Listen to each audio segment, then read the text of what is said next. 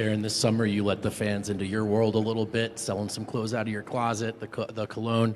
How did that idea come about? What were you hoping to accomplish with it? And were you just trying to score some Mr. Nugget points there, or what? What was going on? No, it's a lot more simple than that. It's just like a yard sale. That's it, dude. That's it. Everything's good. All good.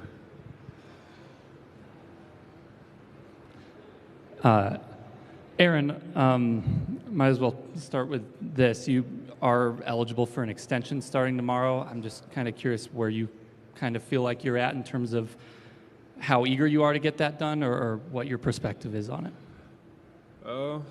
Well, I really love this organization.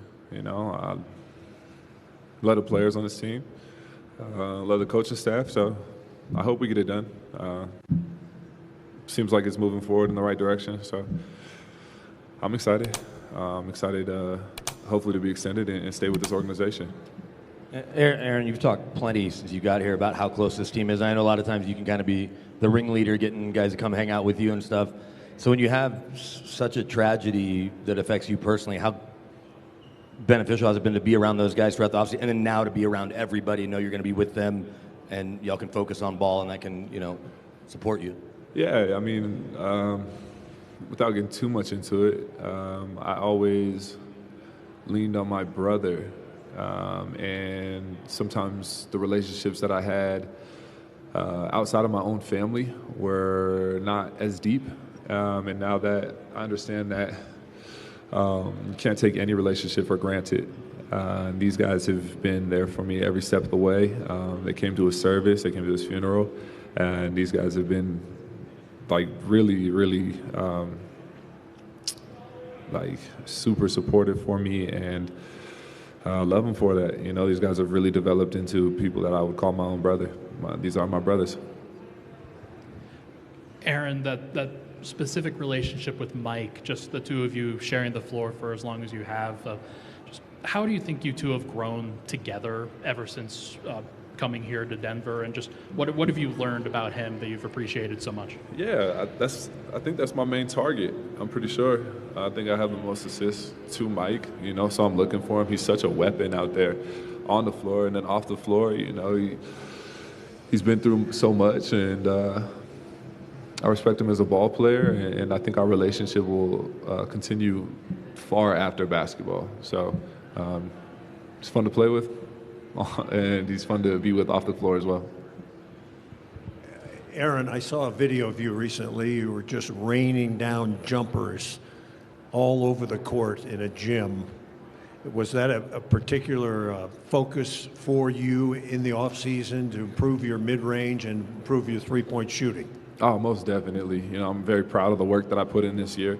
And I'm going to shoot the ball very confidently. We need me to space the floor, everybody to space the floor, give everybody room to operate. So I'm excited. I'm excited to show off what I've been working on. Aaron, Russ is obviously an intense guy, pushes the pace, energy.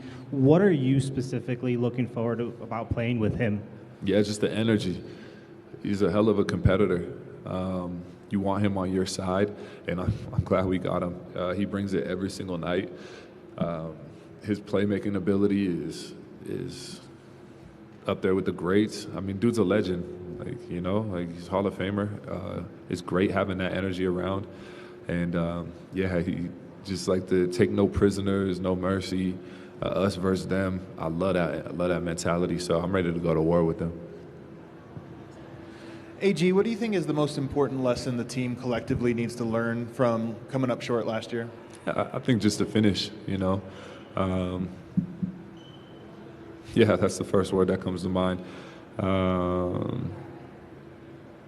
kind of equate it to running track or something like that. You got to finish through the tape. You got to finish through the line and kind of duck through. Don't lift up and look around before it's done, before the race is over.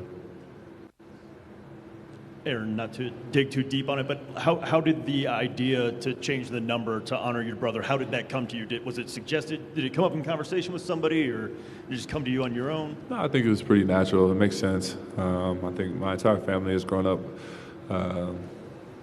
like wearing 32. It's almost like an ode to Magic Johnson as well. That was one of my dad's favorite players growing up, and it's my brother's favorite number, my dad's favorite number. My sister played in it in college. I played it in high school. It's my brother's favorite, so it feels like home.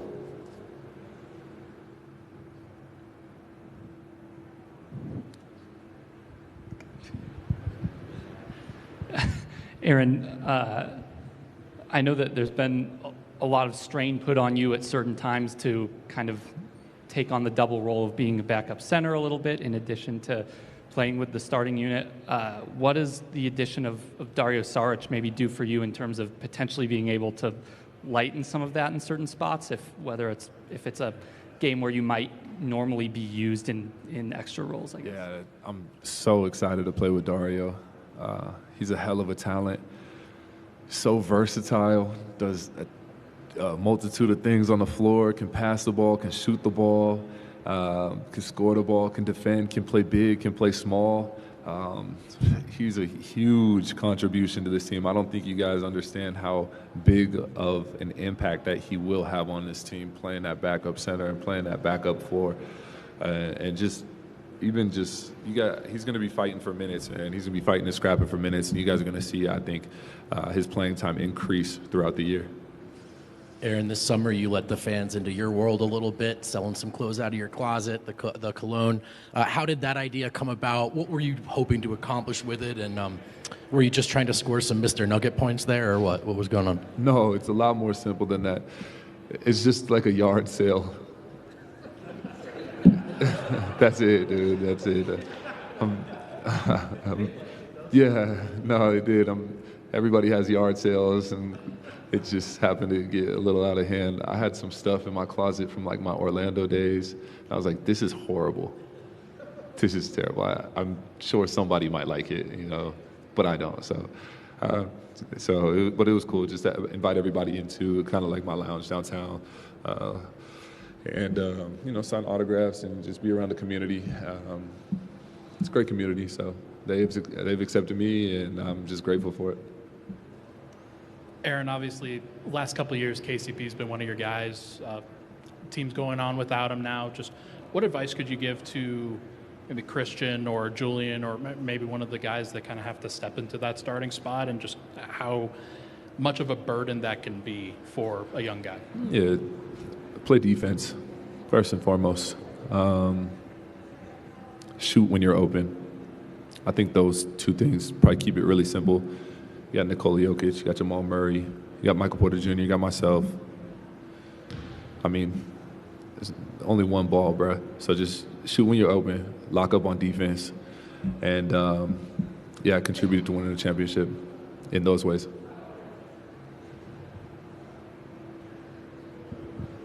AG, what inspires you? Even coming into this year, what inspires you? And has that changed even in your years just in Denver? Not really. Winning inspires me. Winning inspires me for sure.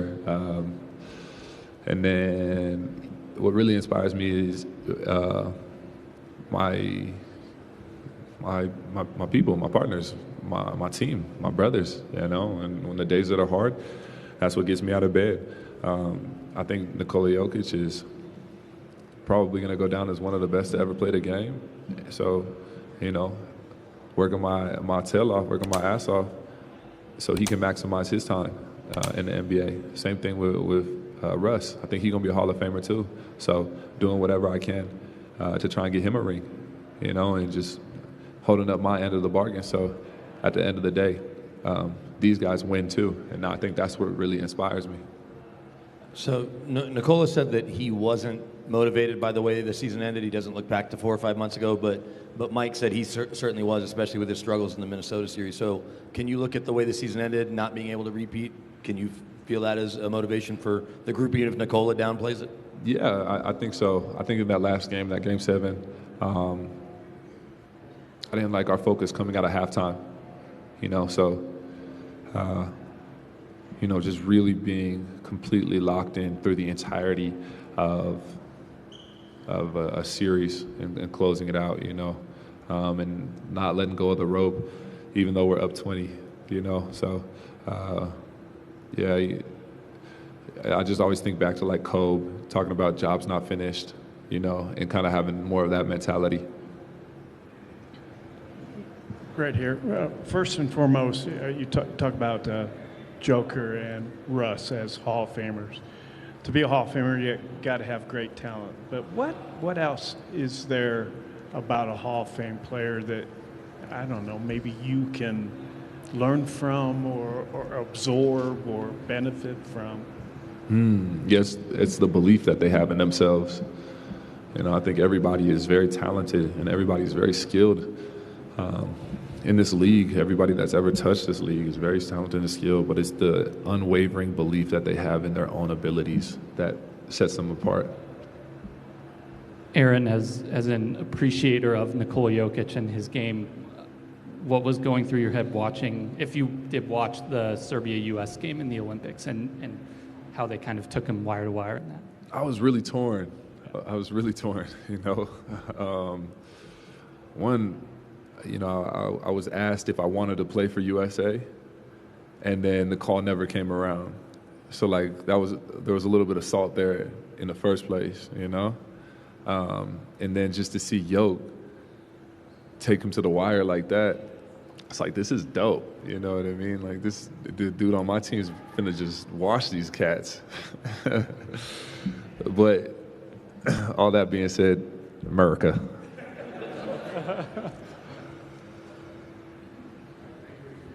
Shut up.